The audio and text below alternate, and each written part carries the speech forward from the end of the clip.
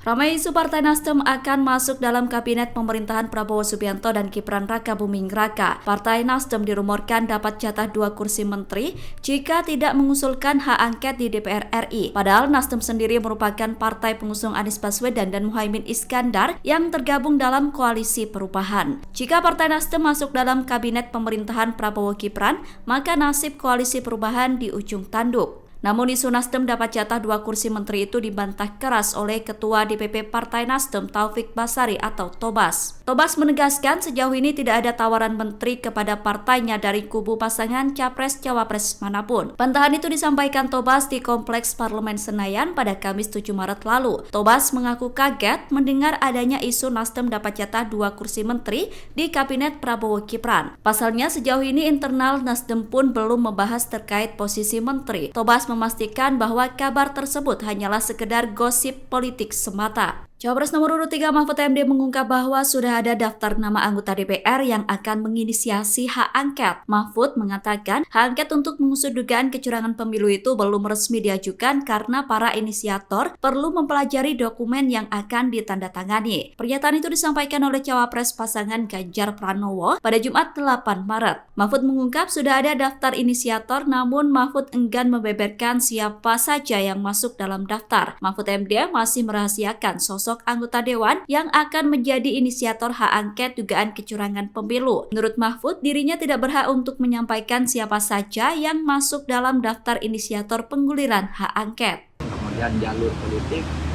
itu nanti saya tidak ikut jalur politik yaitu angket karena saya bukan orang partai. Tapi saya membaca bahwa rancangan angket itu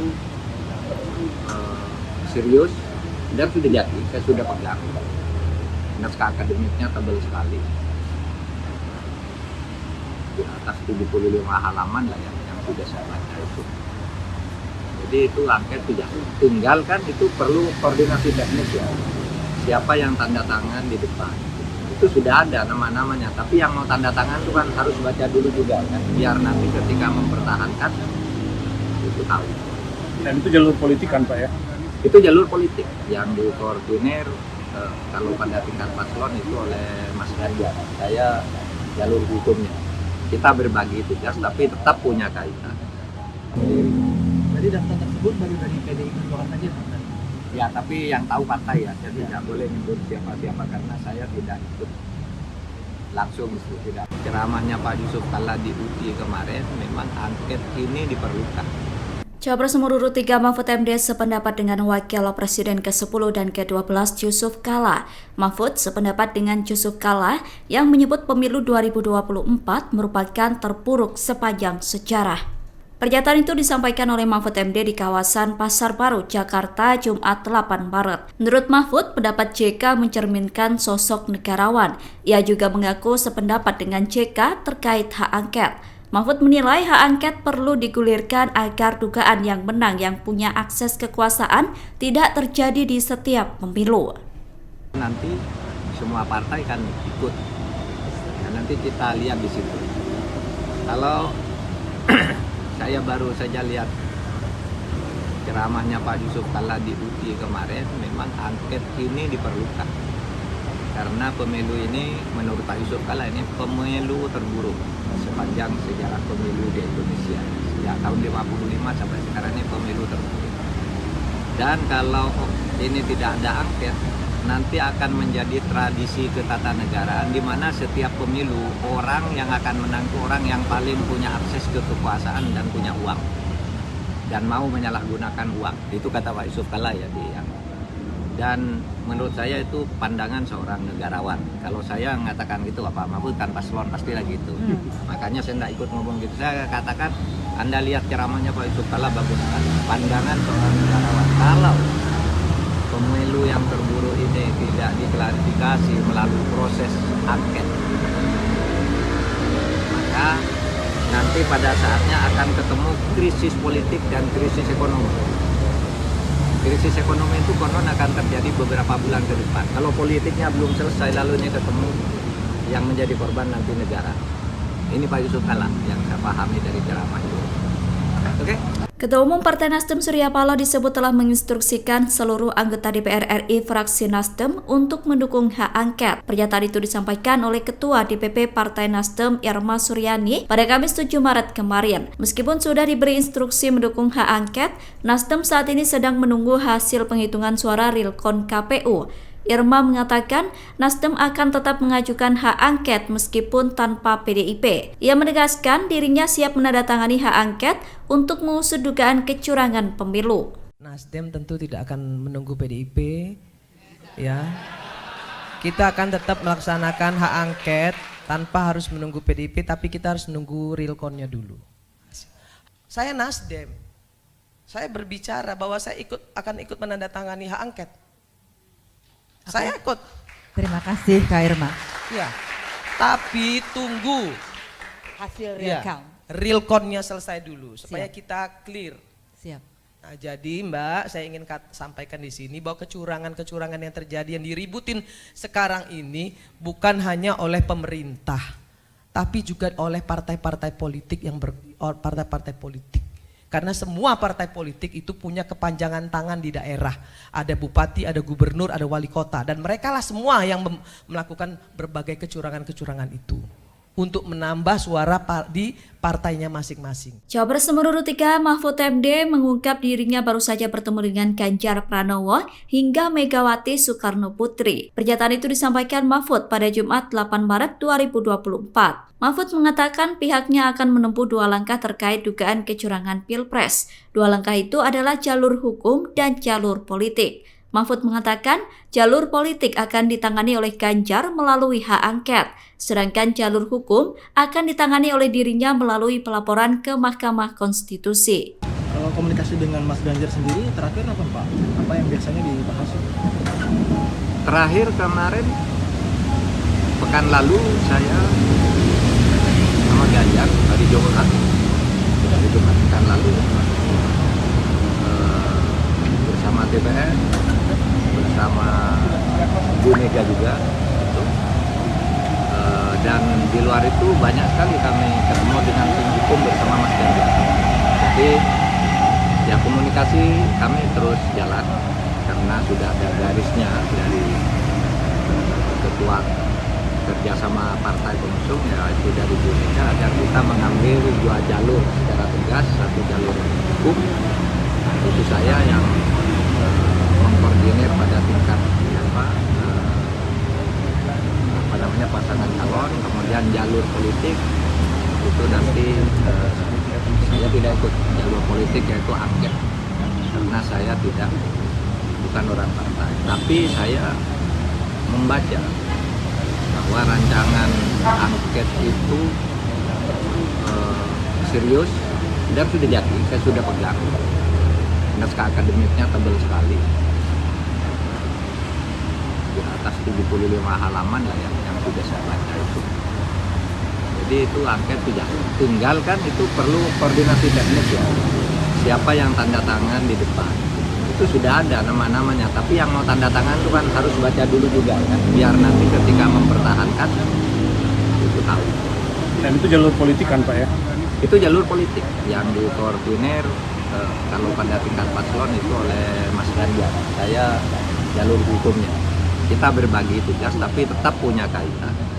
Jadi jangan juga PDIP mau ngomong bahwa yang salah itu semua Jokowi. Enggak, kita semua salah.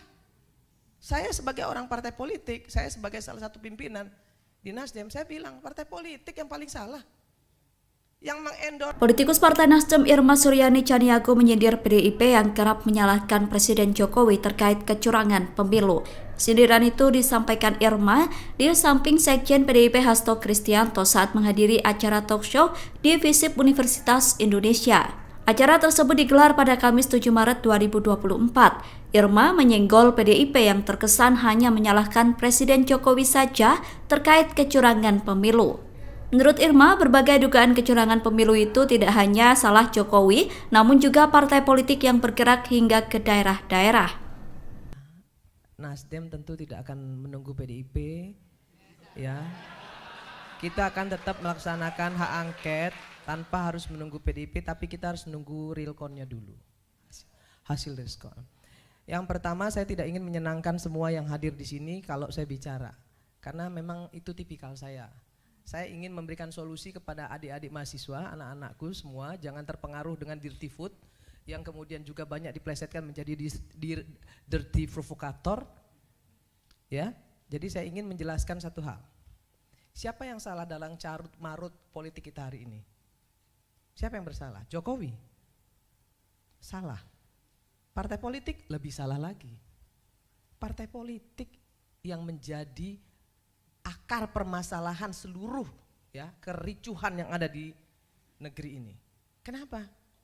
Pragmatis. Nggak ada yang nggak pragmatis. Semua partai politik korupsi. Betul nggak? Kita nggak usah tutup-tutupin itu. Golkar pernah nggak jadi oposisi? Nggak pernah. Di dalam terus kok. Maunya aman-aman aja. PDIP ini bagusnya jadi oposisi, dia bagus. Tapi ketika dia menang dia nggak bagus. Karena ketika dia menang dia diam seperti kura-kura. Tapi ketika dia kalah baru dia menjadi betul-betul jadi wong cilik. Itu pendapat saya. Soal kecurangan-kecurangan yang ada yang tadi dikasih tahu Mbak Bibip dan lain sebagainya hari ini di sini saya buka. Saya pelaku. Saya adalah caleg. Saya harus keluarkan uang sekian miliar untuk bisa duduk. Yang seperti Pak JK bilang tadi, betul. Tapi saya apresiasi sekali tadi Pak JK bilang kita bukan untuk menang-menangan. Kita mau cari solusi kan hari ini di sini. Bagaimana election kita ke depan ini harus lebih baik. Kan itu intinya. Kalau itu yang mau kita lakukan, perbaiki partai politik kita. Jangan pilih calon-calon anggota dewan yang dari oligarki politik. Jangan endorse pengusaha-pengusaha kotor untuk masuk di parlemen.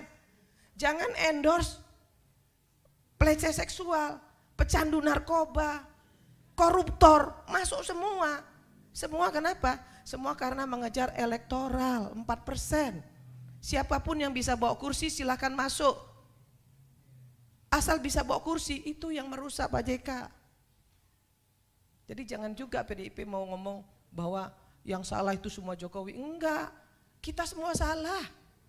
Saya sebagai orang partai politik, saya sebagai salah satu pimpinan di Nasdem, saya bilang partai politik yang paling salah. Yang mengendorse si Samsul siapa? Partai politik.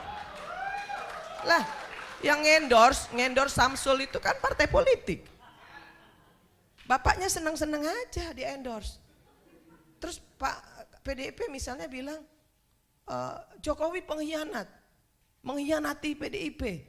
Lah kalau memang mau membenahi election ini, nggak perlu dong ribut-ribut. Jokowi nggak lagi bersama dengan PDIP, nggak perlu.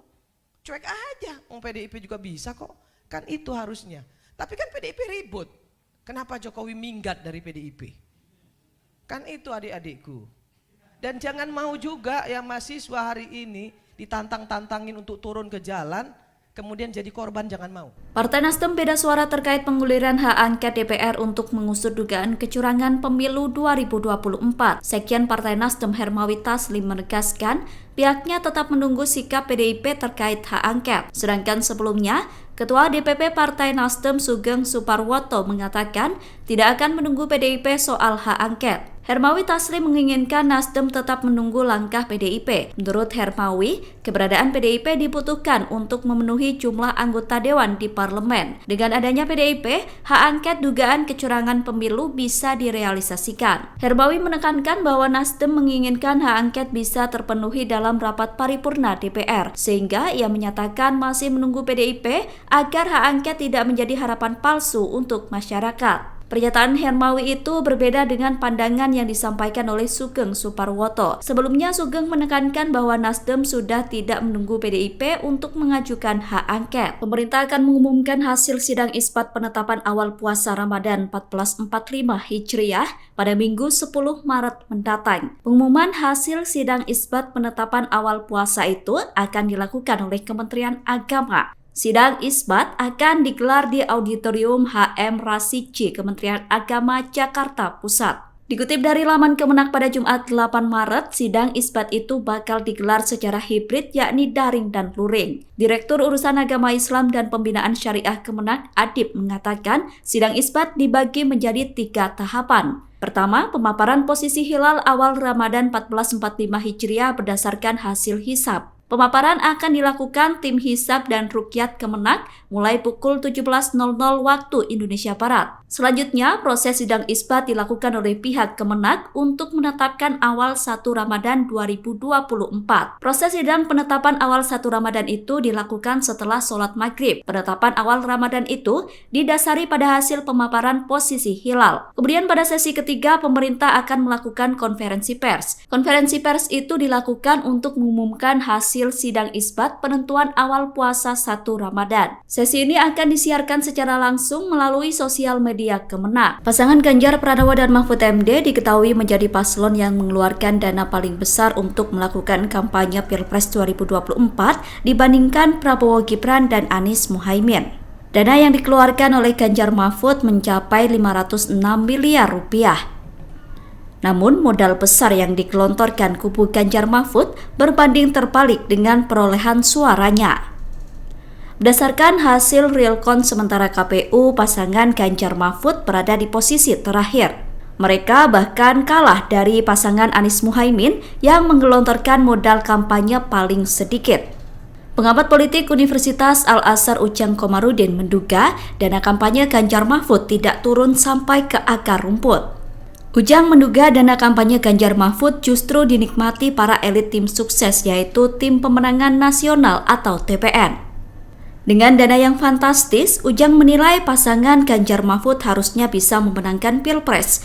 Namun ternyata dana yang besar tidak membuat pasangan calon menang. Ujang mengatakan dana kampanye tersebut tergantung pada efektivitasnya. Jika dana tersebut tepat sasaran, maka bisa membantu dalam memenangkan paslon. Presiden Joko Widodo dan Prabowo Subianto terlihat makin akrab sejak Pilpres 2024. Dilansir dari tribunnews.com, Jokowi dan Prabowo tercatat telah bertemu sebanyak 4 kali setelah pencoblosan. Pertemuan pertama yang dilakukan oleh Jokowi dan Prabowo terjadi pada Rabu 14 Februari malam. Jokowi mengaku pertama kali bertemu Prabowo pada malam setelah pencoblosan. Dalam pertemuan itu, Jokowi menyampaikan selamat kepada Prabowo yang unggul dalam quick count. Kemudian pertemuan kedua terjadi saat Jokowi melakukan peresmian Rumah Sakit Pusat Pertahanan Negara. Pertemuan kedua itu terjadi pada Senin 19 Februari. Sedangkan pertemuan ketiga antara Jokowi dan Prabowo terjadi saat Presiden memberikan kenaikan pangkat pada Menteri Pertahanan Prabowo Subianto. Momen tersebut terjadi pada Rabu 28 Februari lalu. Kemudian pertemuan keempat antara Jokowi dan Prabowo terjadi saat acara peresmian jalan di Jawa Timur. Acara tersebut digelar pada Jumat 8 Maret. Dalam acara itu, Jokowi dan Prabowo terlihat kompak mengenakan baju kemeja putih. Download Tribun X sekarang, menghadirkan lokal menjadi Indonesia.